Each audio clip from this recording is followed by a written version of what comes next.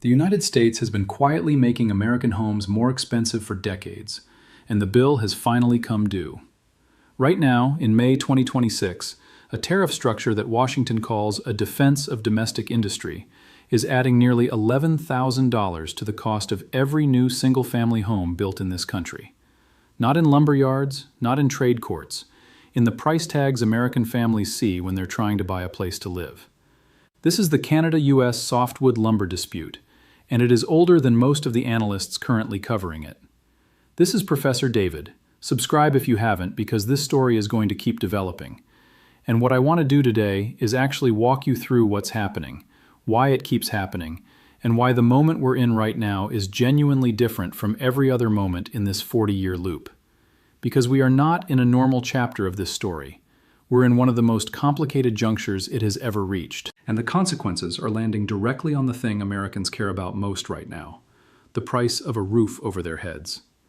Let's start at the foundation, literally. About a quarter of all the softwood lumber consumed in the United States comes from Canada. That's not a rounding error. Canada supplies roughly a quarter of every 2x4, every sheet of structural lumber, every piece of framing that goes into new American homes. The National Association of Home Builders puts it plainly.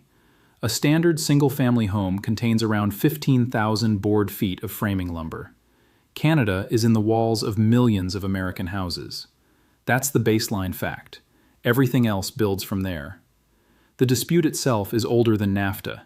It goes back to the early 1980s, when the U.S. lumber industry first started arguing that the Canadian government was effectively subsidizing its timber sector by charging below-market rates for the right to log on publicly owned Crown land. The argument is that Canadian provinces set their stumpage fees, the price logging companies pay for access to public forests, artificially low, which amounts to a subsidy, which makes Canadian lumber cheaper than it would otherwise be, which harms U.S. producers. Canada's position, consistently held for 4 decades, is that a competitive market determines what Crown land is worth, and that the American case is protectionism dressed in the language of fair trade law. Neither side is entirely wrong. That's actually part of why this dispute has never been resolved.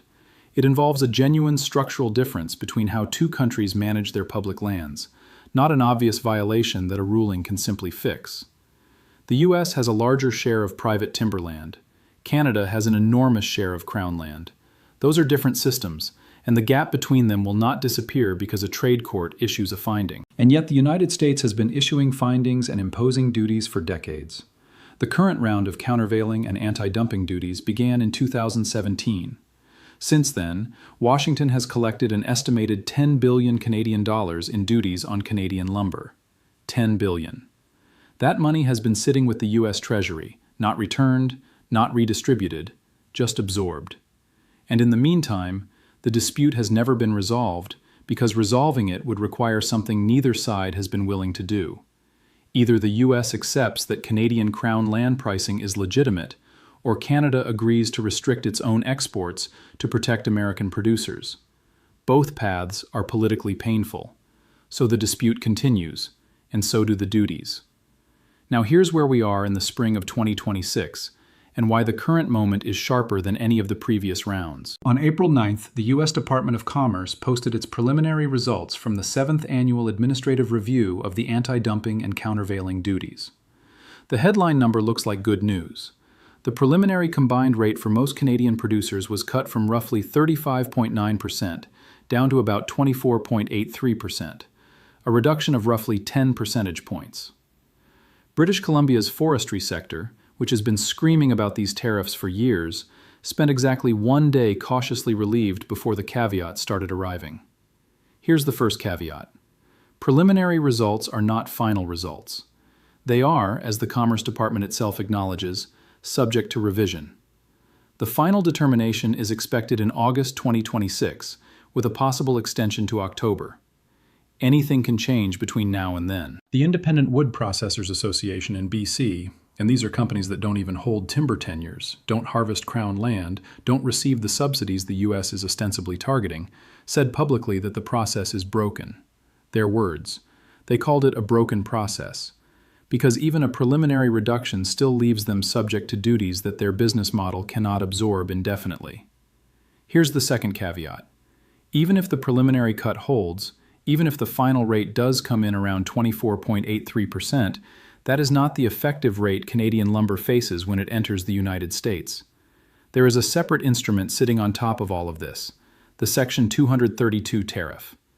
In October 2025, the Trump administration imposed a 10% tariff on all global softwood timber and lumber imports using the National Security Authority of the Trade Expansion Act of 1962, the same legal mechanism used decades ago to protect American steel. Add 10% on top of 24.83%, and you get an effective rate of 34.83%.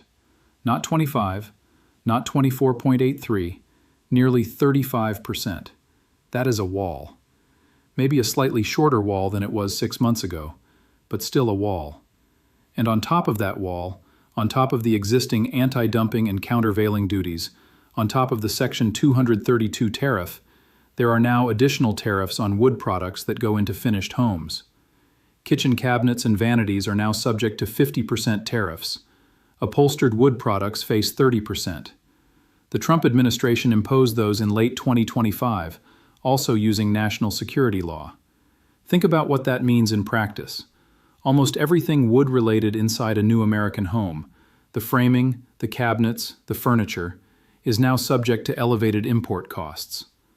The National Association of Home Builders has been tracking this in real time. Their figure, from a survey of builders conducted in April 2025, is that the combined effect of tariff-related cost increases adds roughly $10,900 to the cost of a new single-family home. The Center for American Progress has a broader modeling estimate. They project that tariff-induced cost increases will lead to 450,000 fewer homes being built over the next 5 years. Less supply in a market that is already short by an estimated 4 million homes. You do not need a PhD in economics to understand what happens to prices when you simultaneously constrain supply and raise construction costs. The buyers who get priced out are real people. They are not abstractions. And here's the thing that makes this particularly hard to watch. The stated purpose of these tariffs is to protect American lumber producers and create more domestic supply. That is the official justification. But the NAHB, the home builders themselves, have been saying for years that the domestic lumber industry cannot simply expand fast enough to fill the gap. U.S. sawmill capacity is finite. It takes years to permit, build, and bring online new capacity. In the meantime, if you reduce the supply of cheaper Canadian lumber without that domestic replacement actually materializing, you do not get American lumber jobs growing fast enough to offset the damage. You get higher lumber prices, higher home prices, and fewer homes built, which is what has been happening. BC Premier David Eby, speaking to 650 forestry industry delegates in Vancouver in April, called on Ottawa to make the softwood lumber dispute a federal priority. The Kurt Nickwede, president of the BC Lumber Trade Council, said these duties are unjustified and punitive, and then made a point that should resonate on both sides of the border. Americans are already facing elevated housing costs and a shortage of homes. These duties continue to make it more expensive to build homes at a time when both countries should be working together to improve housing affordability. That argument is being made increasingly loudly, not just by Canadians, but by American home builders who are watching their customers get priced out. Now let's widen the frame, because what makes the 2026 moment genuinely different from all the previous rounds of this dispute is what is happening on the Canadian side. And it is significant, and it is real, and it deserves to be described carefully without exaggeration. Mark Carney has been Canada's Prime Minister for about a year. Before that, he ran the Bank of Canada. Before that, he ran the Bank of England through the financial crisis. He is not a politician who stumbled into trade policy. He has a specific diagnosis of Canada's vulnerability. 75% of Canadian exports go to the United States. That is not diversification.